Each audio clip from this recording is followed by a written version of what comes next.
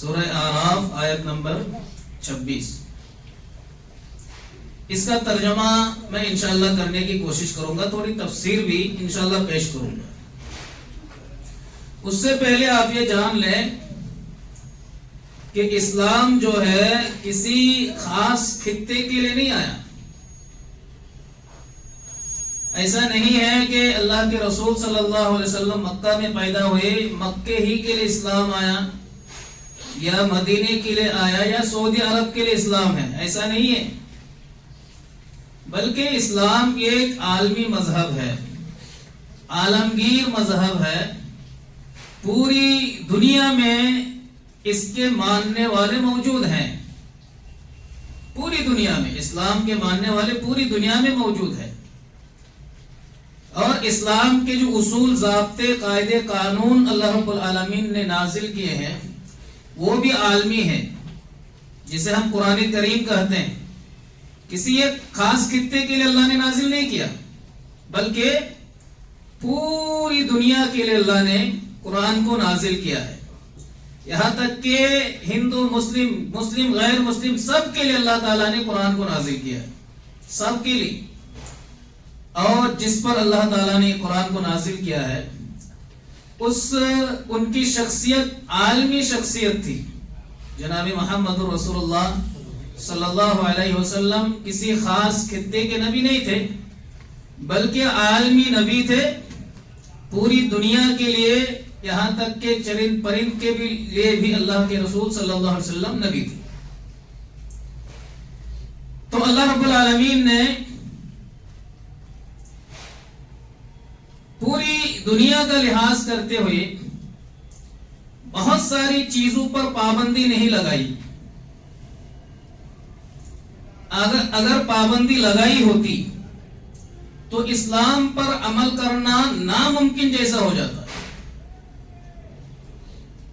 جیسے لباس ہے, کھانا پینا ہے, ہم کہہ دیتے ہیں یہ شرعی لباس ہے, یہ سنتی لباس ہے, یہ سنتی کھانا ہے. ہمیں ایسا نہیں کہنا چاہیے. اللہ تعالیٰ نے کھانے پینے کو, اسی طرح لباس کو عام رکھا ہے. رسم و رواج کے اعتبار سے ہیں. آپ خود غور کریں, یہ دلی ہے, یو پی ہے, دلی کے قرب و جوار میں یہاں بہت زیادہ گرمی بھی ہوتی ہے اور ٹھنڈی بھی ہوتی ہے. حیدرآباد میں آپ جائیں وہاں گرمی بھی ہوتی ہے, ٹھنڈی بھی ہوتی ہے. چنئی میں بہت زیادہ گرمی ہوتی. اسی طرح کیرل وغیرہ ممبئی میں جائیں گے, وہاں موسم کیا ہے, بہت ہی معتدل ہے. نہ تو زیادہ گرمی ہے اور نہ ہی زیادہ ٹھنڈی.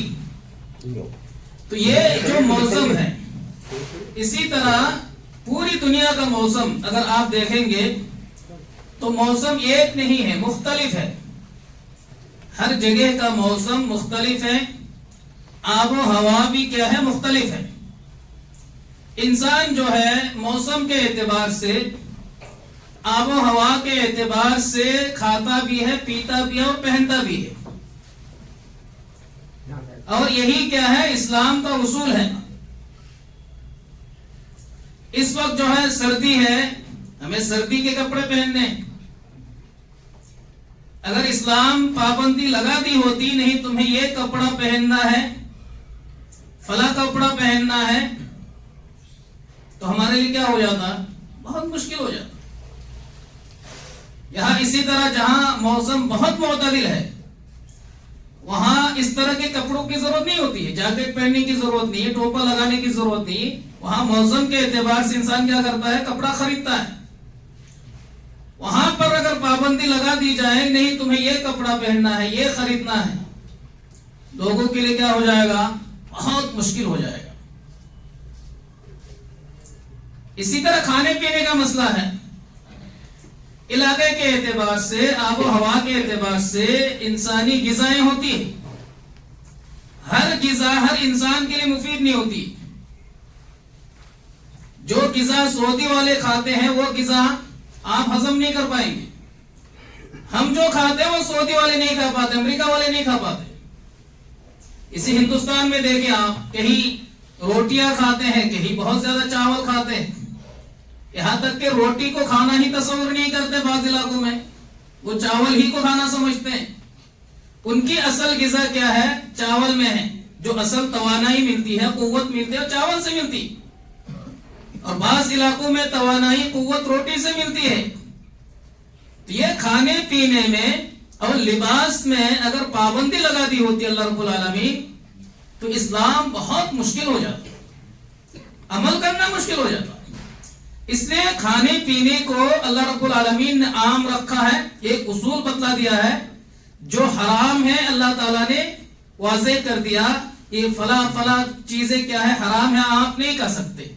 اگر حرام کی دلیل نہیں ہے، آپ کے لیے جائز ہے، علاقے کے اعتبار سے، موسم کے اعتبار سے آپ اس کھانا کو کھا سکتے، آپ کے لیے کیا ہے، جائز ہے۔ اسی طرح کپڑے کا مسئلہ ہے، لباس کا مسئلہ ہے۔ لباس میں چند اصول اللہ تعالیٰ نے بتلائے، چند پابندیاں لگائی۔ پابندی کیا ہے؟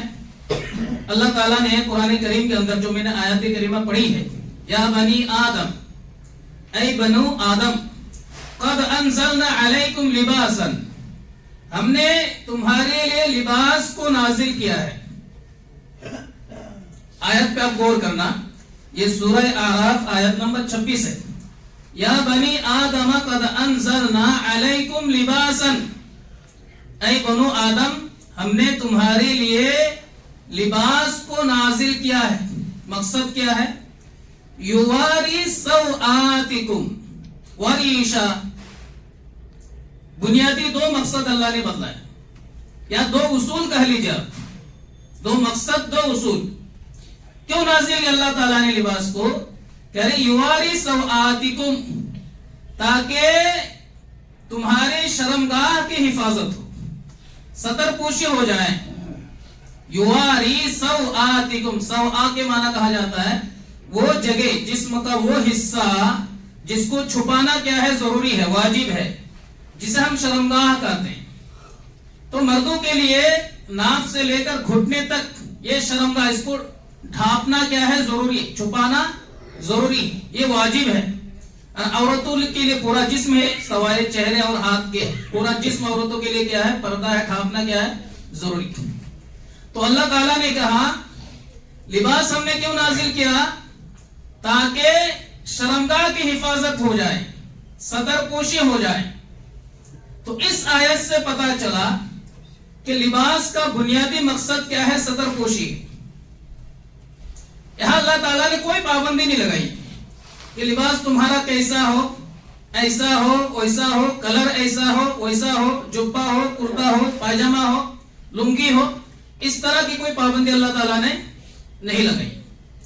ایک مقصد اللہ تعالیٰ نے بتلایا کہ لباس کا مقصد کیا ہے، ستر پوشی، شرمگاہوں کی حفاظت کرنا ہے، یعنی لباس ساتر ہونا چاہیے، ڈھیلا ڈھالا ہونا چاہیے، جس سے ستر پوشی ہو جائے۔ لباس ایسا ہونا چاہیے جس سے کیا ہو جائے، ستر پوشی ہو جائے۔ اب وہ لباس چاہے کرتا ہو، چاہے جبہ ہو، چاہے لنگی ہو، یا کسی اور شکل میں ہو، علاقے کے اعتبار سے اپنا اپنا لباس ہوتا ہے، لیکن بنیادی اصول یہ ہونا چاہیے کہ لباس میں ستر پوشی کا خیال رکھنا کیا ہے، ضروری ہے، ڈھیلا ڈھالا ہونا ضروری۔ اتنی پابندی اللہ رب العالمین نے لگائی، لباس ڈھیلا ڈھالا ہو، ساتر ہو، چھپانے والا ہو، اس سے نشیب و فراز ظاہر نہ ہو۔ لباس ایسا نہ ہو کہ جسم کے اعضاء نظر آئے، مردوں کے لیے بھی عورتوں کے لیے بھی۔ لباس ایسا نہیں ہونا چاہیے جس سے جسم کے اعضاء، یعنی جہاں شرمگاہ ہے، خصوصاً جہاں یعنی ناف سے لے کر گھٹنے تک جو اعضاء ہیں وہ ظاہر نہ ہو، نشیب و فراز ظاہر نہ ہو۔ اتنی پابندی اللہ تعالیٰ نے لگائی ہے۔ ریشا، ریشا کسے کہتے ہیں، زینت کو۔ لباس نازل کرنے کا دوسرا مقصد کیا ہے، زینت، تاکہ تم زینت اختیار کرو۔ اب علاقے کے اعتبار سے جس کپڑے میں انسان کو زینت معلوم ہو، ہر کپڑا جو ہے ہر علاقے میں زینت نہیں بنتا۔ علاقائی ایک تہذیب ہوتی ہے، ثقافت ہوتی ہے، تمدن ہوتی ہے، علاقائی کپڑے ہوتے ہیں، ہر علاقے کے اپنے اپنے ہوتے ہیں، جس کو پہننے سے انسان خود اپنے آپ کو مزین سمجھے کہ میں مزین ہوں کپڑے سے، دوسرے لوگ بھی سمجھے نہیں زینت ہے، یہ کپڑے ہیں، خوبصورت ہے۔ مطلب کیا ہے؟ ایک تو سطر پوشی ہے، دوسرا مقصد زینت اختیار کرنا ہے، یعنی خوبصورت، دیکھنے میں کیا لگے؟ خوبصورت لگے۔ تو یہ علاقائی کے اعتبار سے ہے، ہر لباس کو ہر جگہ فٹ نہیں کر سکتے کہ اس لباس کو پہننے سے آپ خوبصورت معلوم ہوں گے، یہ علاقے کے لوگ طے کریں گے کہ ہمارا لباس کیا ہے۔ پابندی صرف یہ ہے کہ ساتر ہو، لباس کیا ہو؟ ساتر ہو، ڈھیلا ڈھالا ہو، ایسا لباس نہ ہو جس سے اعضاء نظر آئیں، شرمگاہ نظر آئیں، یا نشیب و فراز جو ہے وہ نظر آ جائے، ایسا لباس پہننا شریعت کی نظر میں کیا ہے؟ حرام ہے، ایسا لباس نہیں ہونا چاہیے۔ کئی پابندیاں اور ہیں حدیث کی روشنی میں۔ ایک پابندی یہ ہے کہ لباس جو ہے کسی قوم کا نشانہ نہ ہو، جسے علامت کہتے ہیں، نشانی، جیسے گروا رنگ کے کلر ہیں، جیسے پنڈت وغیرہ پہنتے ہیں نا بالکل لال کپڑے، یہ مذہبی کپڑے بن گئے جو پنڈت پہنتے ہیں، یا کوئی خاص کلر کسی قوم کا، قوم کی علامت بن گئی ہے وہ کلر، رنگ، تو اس رنگ کے کپڑے یا وہ کپڑے پہننا جائز و درست نہیں، ایسے کپڑوں سے بھی منع کیا گیا ہے۔ یعنی کسی دوسرے مذہب کی علامتیں نہ ہو یا مذہبی کپڑے نہ ہو، کپڑا ایسا نہ ہو جو بہت چست ہو، جس سے شرمگاہ نظر آئے، جس سے نشیب و فراز نظر آئے، جس سے اعضاء ظاہر ہو جائے، ایسے کپڑے نہیں پہننا چاہیے۔ اسی طرح مردوں کے کپڑے عورتیں نہ پہنے، عورتوں کے کپڑے مرد نہ پہنے۔ تو یہ چند اصول ہیں، یہ چند پابندیاں ہیں کہ ان پابندیوں کا خیال کرنا بہت ضروری ہے، ورنہ لباس کا جو مقصد ہے وہ مقصد کیا ہو جاتا ہے؟ فوت ہو جاتا ہے۔ بقیہ علاقے کے اعتبار سے انسان کوئی بھی لباس پہنے، ہاں یہ کرتا ہے، پاجامہ ہے، جبہ ہے، ان لباس کو افضل کیوں مانا جاتا ہے؟ کیونکہ اس میں سطر پوشی بہت زیادہ ہوتی ہے، اس سے بہتر تو کوئی کپڑا نظر نہیں آتا ہے جس سے سطر پوشی ہو۔ یہ کپڑا بہت ڈھیلا ڈھالا ہوتا ہے، بالکل ساتر ہوتا ہے، چھپانے والا ہوتا ہے، اس لیے یہ کرتا، پاجامہ یا اسی طرح جو ہے جبہ، ان کپڑوں کو اچھا مانا جاتا ہے، اچھے لباسوں میں شمار کیا جاتا ہے۔ اللہ کے رسول صلی اللہ علیہ وسلم جبہ پہنا کرتے تھے۔ جبہ جو ہے یہ ان کا قومی لباس ہے، آپ یہ مت سمجھیں کہ یہ جبہ اسلام نے پابند کیا جبہ پہننے پر، نہیں، جبہ ان کا قومی لباس ہے۔ یہاں تک کہ آج کے جو کافر ہے، مشرک ہے، جو عرب ممالک میں رہتے ہیں، جو عرب قوم ہے، جو اسلام میں داخل نہیں ہوئی، وہ لوگ بھی جبہ پہنتے ہیں، وہ بھی پگڑی پہنتے ہیں، وہ بھی ٹوپی پہنتے ہیں۔ یہ ان کی قومی لباس ہے، قومی تہذیب ہے، تہذیب و تمدن میں کہ یہ چیزیں کیا ہے؟ داخل ہیں۔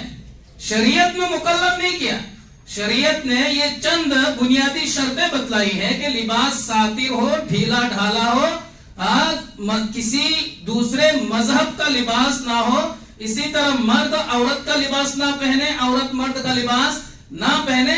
باقی اپنے اپنے علاقے اعتبار سے، اپنی اپنی سہولت کے اعتبار سے، اپنی اپنی زینت کے اعتبار سے جس کو جو پسند ہے وہ لباس خریدے اور پہنے۔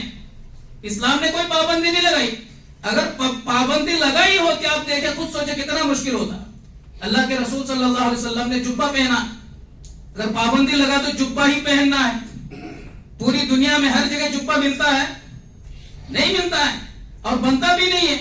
اب وہ سعودی سے، مکہ سے جب جبہ منگاؤ، وہاں سے آرڈر کرو، کتنا مشکل ہو، کتنا دشوار ہو جائے گا، بہت دشوار ہوگا۔ تو اسلام بہت آسان مذہب ہے، ان چیزوں پر اللہ رب العالمین نے پابندی نہیں لگائی۔ اس میں سب سے زیادہ جو افراط و تفریط کے شکار ہے وہ ہے ٹوپی کو لے کر۔ ٹوپی کو لے کر مسلمان بہت زیادہ افراط و تفریط کے شکار ہے۔ اب دیکھیں یہ ٹوپی بھی ہمارے لباس میں شامل ہے، ہمارے لباس میں بھی کیا ہے؟ شامل ہے۔ جس طرح کرتا ہم پہنتے ہیں، پاجامہ پہنتے ہیں، جبہ پہنتے ہیں، پینٹ پہنتے ہیں، دوسرے کپڑے پہنتے ہیں، اسی طرح ٹوپی ایک کپڑے کا حصہ ہے، ٹوپی بھی ایک کپڑے کا حصہ ہے. بہت سارے لوگ جو ہے، بہت سارے مسلمان اس کو سنت سے تعبیر کرتے ہیں کہ یہ سنت ہے، اور سنت ہی نہیں بلکہ یہ نماز سے اس کو جوڑ دیتے ہیں، نماز سے، ٹوپی کو نماز سے جوڑتے ہیں. آپ دیکھیں حدیث کی کتابیں آپ پڑھیں جو کتاب اللباس یا کتاب الصلاح ہے. نماز ایک عبادت ہے، نماز ایک عبادت ہے. اس کی فرضیت، اس کی اہمیت، اس کے مسئلے مسائل، اس کے ارکان، اس کی سنتیں، سنت مؤکدہ، نوافل، یہ ساری چیزیں اللہ کے رسول صلی اللہ علیہ وسلم نے تفصیل کے ساتھ بیان کر دی. کتاب الصلاۃ میں کہیں پر بھی یہ حدیث نہیں آتی ہے، یہ مسئلہ نہیں آتا ہے کہ ٹوپی کا تعلق نماز سے ہے، کہیں پر بھی نہیں آتا. اگر ٹوپی کا تعلق نماز سے ہوتی تو ضرور اللہ کے رسول صلی اللہ علیہ وسلم اس کو نماز کا حصہ قرار دیتے کہ یہ بھی نماز کا کیا ہے، حصہ ہے. عام حالات میں جیسے اللہ کے رسول صلی اللہ علیہ وسلم نماز میں بھی ٹوپی میں ہوتے، پگڑی میں ہوتے، گھروں میں بھی ہوتے، مارکیٹوں میں بھی ہوتے، تو ہم صرف مسجد سے اسے کیوں جوڑتے ہیں؟ وہ سنت عبادت نہیں ہے، سنت عادت ہے. اللہ کے رسول کی قومی لباس تھا، وہ اللہ کے رسول پہنتے، صحابہ کرام پہنتے.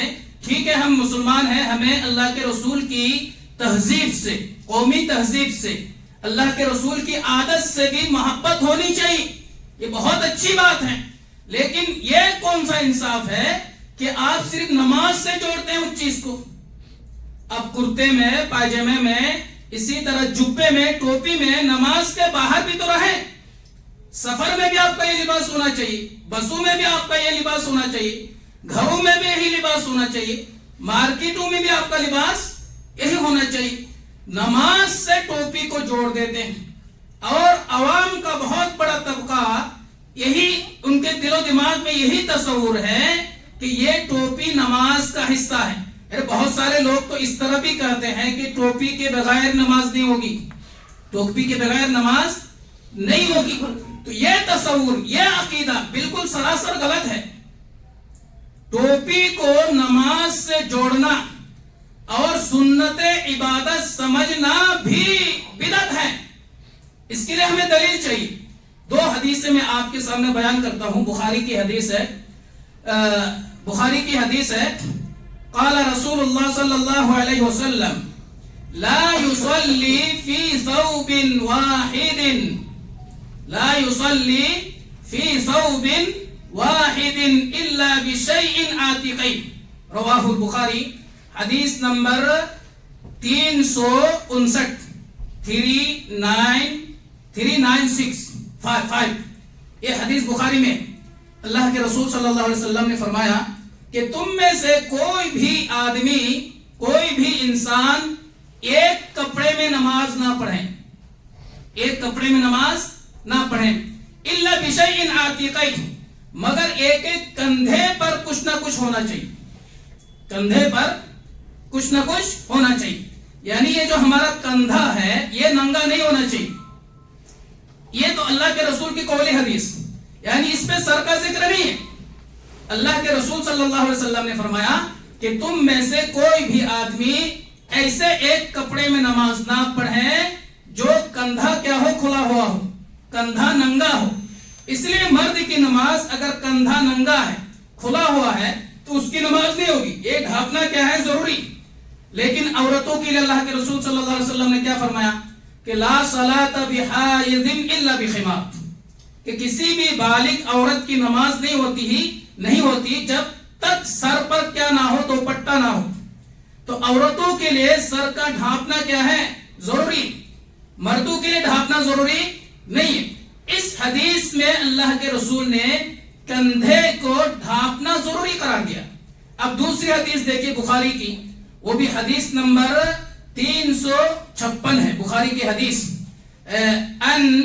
ان عمر ابی سلمۃ اخبرہ قال رأيت رسول الله صلى الله عليه وسلم يصلي في ثوب واحد مشتملن به فی بیت ابی سلمۃ واضعا واضبا کتفیہ علی عاتقیہ، رواہ البخاری۔ یہ حدیث نمبر 356 ہے۔ عمر بن ابی سلمہ رضی اللہ تعالی عنہ بیان فرماتے ہیں کہ میں نے رسول اللہ صلی اللہ علیہ وسلم کو دیکھا ہے نماز پڑھتے ہوئے ابھی ام سلمہ کے گھر میں۔ اللہ کے رسول صلی اللہ علیہ وسلم کو میں نے ام سلمہ کے گھر میں نماز پڑھتے ہوئے دیکھا ہے، فی ثوب واحد، ایک کپڑے میں، اور وہی کپڑا، اسی کپڑے کو اللہ کے رسول صلی اللہ علیہ وسلم کندھے تک لپٹے ہوئے تھے۔ ایک ہی کپڑے میں، کپڑا ایک ہی تھا، اسی کپڑے کو کندھے کو ڈھانپے ہوئے تھے۔ یہ بخاری کی حدیث، تو اس میں تو ایک کپڑے سے نماز پڑھنے کا ذکر ہے، سر کا کہیں ذکر نہیں ہے۔ تو اللہ کے رسول صلی اللہ علیہ وسلم نے ننگے سر بھی اللہ کے رسول نے نمازیں پڑھی ہے۔ اگر ہمارا عقیدہ یہ ہے کہ ننگے سر نماز نہیں ہوگی، نماز باطل ہو جائے گی، تو یہ عقیدہ درست کرنے کی ضرورت ہے۔ اور جہاں تک ٹوپی کا تعلق ہے، ٹوپی کو نماز سے نہ جوڑیں، ہر وقت پہنیں۔ یہاں کی تہذیب ہے، یہاں کی ثقافت ہے، یہاں کی زینت ہے، یہاں کا لباس ہے، یہاں کی سماج ہے، ہر جگہ آپ ٹوپی پہنیں، مسجدوں میں بھی پہنیں، گھروں میں بھی پہنیں، مارکیٹوں میں بھی پہنیں، بسوں میں بھی پہنیں، سفر میں بھی پہنیں، کہیں بھی جائیں آپ ٹوپی کے ساتھ جائیں، ٹوپی پہنیں، آپ جبہ پہنیں، کرتا پہنیں، یہ ہمارا لباس۔ لیکن نماز سے اس کو جوڑنے کی کوشش نہ کریں۔ عموماً ہوتا کیا ہے، لوگ اس کو نماز سے جوڑتے ہیں۔ کوئی راستے میں مل گیا، کوئی نماز پڑھنے آ رہا ہے، اس نے اس کو نماز پڑھنے کی دعوت دی، تو عموماً نہیں کہتے تھے نماز تو میں بھی پڑھ لیتا، لیکن ٹوپی نہیں، کیا کریں؟ ٹوپی نہیں کیا کریں؟ تو اس کی بات سے کیا پتا چلتا ہے؟ اس کا عقیدہ یہ ہے کہ ٹوپی کیا ہے؟ ضروری، نماز ضروری نہیں، ٹوپی ضروری ہے۔ اب کوئی شخص آتا ہے، وضو کرتا ہے، وضو کر کے سب بندے بھی کر لیتا ہے، پیچھے سے کوئی بولتا ہے ٹوپی ٹوپی، یا ہاتھ مار دیتا ہے، وہ نماز چھوڑ کے گھر بھاگ جاتا ہے ٹوپی لانے کے لیے، آتے آتے جماعت ختم ہو جاتی۔ اب دیکھیں تصور، دیکھیں عقیدہ، دیکھیں یہ تصور، یہ عقیدہ ہمارا نہیں ہونا چاہیے۔ تو اس سے کیا پتا چلتا ہے کہ اگر کوئی ننگے سر نماز میں کھڑا ہو گیا، اس کے سر پہ آپ ہاتھ مار رہے ہیں، یا زبردستی اس پہ ٹوپی لاد رہے ہیں، ٹوپی اس کو پہنا رہے ہیں، تو اس چیز کو ہم واجب سمجھتے ہیں، تبھی تو ایسا کر رہے ہیں۔ تو اس کو واجب نہیں سمجھنا چاہیے، اور یہ بھی نہ سمجھے کہ میں اس کی مخالفت کر رہا ہوں۔ نہیں، آپ ٹوپی میں رہیں، نماز میں بھی آپ ٹوپی پہنے، نماز میں بھی پگڑی پہنے، نماز کے باہر بھی پہنے، لیکن اس کو نماز کا جز نہ مانے، سنت سے نہ جوڑے کہ یہ نماز کا جز ہے، اس کے بغیر نماز نہیں ہوگی، یا نماز کے اجر و ثواب میں کوئی کمی ہوگی، یہ بھی آپ نہ سمجھے۔ ایک شخص بلا ٹوپی کے نماز پڑھتا ہے، ایک شخص نماز ٹوپی کے ساتھ نماز پڑھتا ہے، لیکن نماز کے جو ارکان ہیں، شروط ہے، واجبات ہے، لوازمات ہیں، ان تمام چیزوں کی رعایت کرتے ہوئے خشوع خضوع کے ساتھ سنت کے مطابق کوئی شخص نماز پڑھتا ہے، اگر ٹوپی نہیں بھی لگاتا ہے تو اجر و ثواب میں کوئی کمی نہیں۔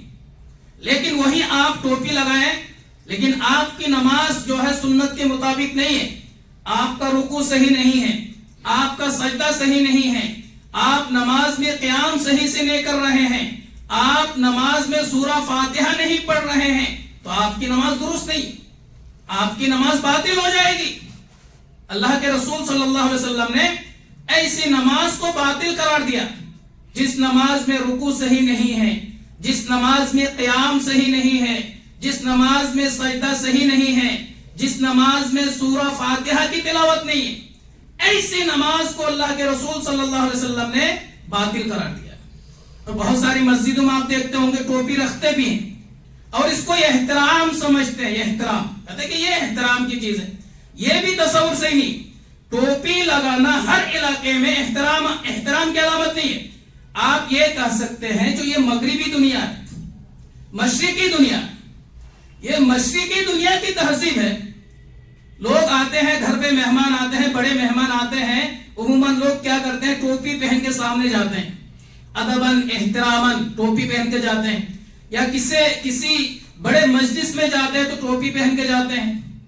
اب اسی طرح آپ دیکھتے ہوں گے جو یہ دولہا ہوتا ہے اس کو دیکھنے آتے ہیں تو بہت سارے علاقوں میں دولہا ٹوپی پہن کے آتا ہے، تو یہ ادب سمجھا جاتا ہے، یقیناً سمجھا جاتا ہے، علاقے کے اعتبار سے یہ ادب سمجھا جاتا ہے ٹوپی لگانا، لیکن ہر علاقے میں نہیں ہے۔ آپ اس کو اسلامی آداب سے جوڑ رہے ہیں نا، کہ ٹوپی لگانا کیا ہے، اسلامی آداب میں سے ہے، تو اسلامی آداب میں سے اگر آپ جوڑیں گے تو یہ آداب عالمی ہونا چاہیے، پوری دنیا میں، کسی خاص علاقے کے لیے نہیں ہونا چاہیے، پوری دنیا میں ہونا چاہیے۔ آپ خود ہی دیکھیں اس تہذیب میں ادب کیسے ہے۔ جو فوجی جنرل ہوتا ہے، فوج کا جو کمانڈر ہوتا ہے، وہ سلامی کیسے پیش کرتا ہے؟ کوئی مہمان آتا ہے سلامی کیسے پیش کرتا ہے؟ اپنا ٹوپی اتار کر کے بغل میں دبا کے رکھ دیتا ہے۔ آپ کیا کہیں گے، وہ بے ادب ہے یا مہمان کو بے عزتی کر رہے ہیں؟ یہاں جو ہے ٹوپی نکال کر کے رکھنا ادب سمجھا جاتا ہے۔ آپ فوجی جو سلامی دیتے ہیں، آپ دیکھنا ہندوستان میں بھی دیکھنا، اور خصوصاً جو مغربی دنیا ہے، جو ان کا فوج بنا ہوا ہے، وہاں ادب کیا سمجھا جاتا ہے؟ اگر کوئی مہمان آئے سلامی پیش کرنا فوجی کو، اس کا جو جنرل ہوتا ہے، کمانڈر ہوتا ہے، وہ کیا کرتا ہے؟ ٹوپی لگا کر کے سلامی نہیں پیش کرتا ہے، بلکہ جیسے ہی مہمان سامنے آتے ہیں ٹوپی نکال کر کے بغل میں دبا لیتے ہیں اسے اور سلامی پیش کرتے ہیں۔ تو آپ اس کو اسلامی آداب میں کیسے شامل کر رہے ہیں؟ اگر اسلامی آداب میں سے ہیں تو یہ پوری دنیا کے لیے ہونا چاہیے۔ یہ پوری دنیا کے رسم و رواج، قومی تہذیبیں، قومی تمدنیں الگ الگ ہیں، اور اسلام نے ان تمام چیزوں کی رعایت کی ہے۔ اگر تہذیب ایسی ہے جو اسلام کے بنیادی عقائد کے خلاف ہے، سنت کے خلاف ہے، تو ایسی تہذیب ہمیں نہیں اپنانا، ایسی تہذیب سے ہمیں دور رہنا ہے۔ تو ہر رسم جو ہے، ہر رواج یہ غیر مناسب نہیں ہے، غیر اسلامی نہیں ہے، اسلام نے ان تمام چیزوں کی رعایت کی ہے۔ تو ٹوپی کے بارے میں جو یہ ہمارا عقیدہ ہے کہ یہ ادب ہے، یہ احترام ہے، یہ بھی عقیدہ درست نہیں ہے۔ علاقے کے اعتبار سے ہو سکتا ہے، علاقے کے رسم و رواج کے اعتبار سے، تہذیب کے اعتبار سے، کلچر کے اعتبار سے یقیناً یہ ادب میں داخل ہو سکتا ہے، لیکن اسلامی آداب میں اس کو داخل کرنا کسی بھی صورت میں جائز اور درست نہیں ہے۔ اسلامی آداب میں آپ اس کو داخل نہ کریں۔ تو یہ سب افراط و تفریط ہے، افراط و تفریط ہے۔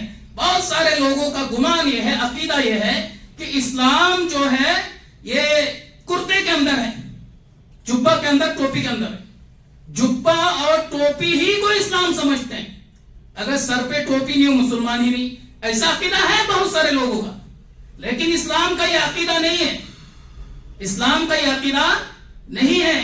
اسلام کی تعلیمات سے، اسلام کے عقائد سے ہمیں واقف کاری ہونی چاہیے۔ یہ لباس ایک پہننے کی چیز ہے، زینت کی چیز ہے۔ علاقے کے اعتبار سے اللہ تعالیٰ نے لباس کو اختیار کرنے کا حکم دیا ہے، اس کی چند پابندیاں ہیں، ان پابندیوں کا لحاظ کرتے ہوئے، خیال کرتے ہوئے کہیں سے بھی کوئی بھی انسان اپنا لباس پہنے، اپنی ٹوپی پہنے، جبہ پہنے، کرتا پہنے، کھانا کھائے پیے، اس میں آزادی اللہ تعالیٰ کی طرف سے کوئی پابندی نہیں ہے۔ تو اللہ نے جہاں پہ گنجائش رکھی ہے، چھوٹ رکھی ہے، وہاں پر تشدد برتنا، وہاں پر مشکلات پیدا کرنا، یہ بھی اسلام کے نظریے سے، اسلام کے عقائد سے بالکل دور ہے۔ ان چیزوں پہ ہمیں تشدد نہیں ہونا چاہیے۔ اب بتلائیے، ایک آدمی نے اگر بلا ٹوپی نماز پڑھ لی، اس کو لعن طعن کرتے ہیں، ایسی گری ہوئی نظر سے دیکھتے ہیں، لگ رہا ہے کہ بہت بڑا مجرم ہے، بلا ٹوپی کی نماز پڑھ لی۔ اگر یہی نظریہ اس مسلمان کے خلاف ہوتا جو نماز پڑھتا ہی نہیں ہے، کتنا اچھا ہوتا۔ اب جو نماز پڑھ ہی نہیں رہا ہے، اس کو آپ لعن طعن نہیں کر رہے ہیں، اس کو اس نظر سے نہیں دیکھ رہے ہیں، گری ہوئی نظر سے اس کو آپ نہیں دیکھ رہے ہیں۔ اب جو نماز پڑھ رہا ہے، ٹوپی ایک لباس ہے جو واجب نہیں ہے نماز کے لیے، نہ تو نماز کا کوئی جز ہے، نہ تو کوئی حصہ ہے، اور نہ ہی کوئی سنت عبادت ہے۔ اس پہ لوگوں کا ایسا نظریہ بنا ہوا ہے کہ اگر کسی نے بلا ٹوپی نماز پڑھ لی، اس نے بہت بڑا جرم کر دیا۔ تو یہ نظریات ہمیں بدلنے کی ضرورت ہے. یہ اسلامی نظریات نہیں ہیں, یہ اسلامی عقائد بھی نہیں ہے. ہمیں اتنا ہی کرنا چاہیے جتنا کہ اسلام میں ہے, جتنا شریعت میں ہے. اس سے آگے بڑھنے کی کوشش نہیں کرنی چاہیے. اسلام کی طرف سے جو رخصتیں ہیں, ان رخصتوں میں تشدد برتنا, سختیاں برتنا, مشکلات پیدا کرنا, مشکل نظریات پیدا کرنا, مشکل خیالات پیدا کرنا, یہ اسلام کی نظر میں سراسر غلط ہے. تو آج کے جمعے میں نے چند باتیں ہی بتلائی ہیں کہ سنتوں کو لے کر افراط و تفریط ہے.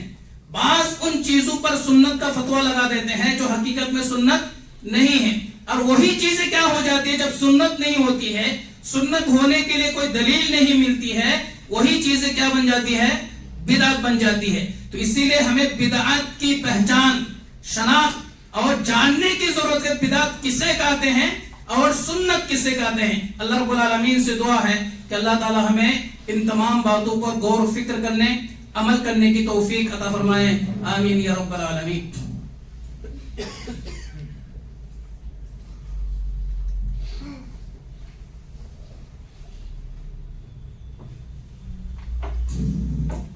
الحمد لله نحمده ونستعينه ونستغفره ونؤمن به ونتوكل عليه ونعوذ بالله من شرور أنفسنا ومن سيئات أعمالنا. بارك الله لنا ولكم في القرآن العظيم ونفعنا وإياكم بالآيات والذكر الحكيم. إنه تعالى جواد ملك بر رؤوف رحيم.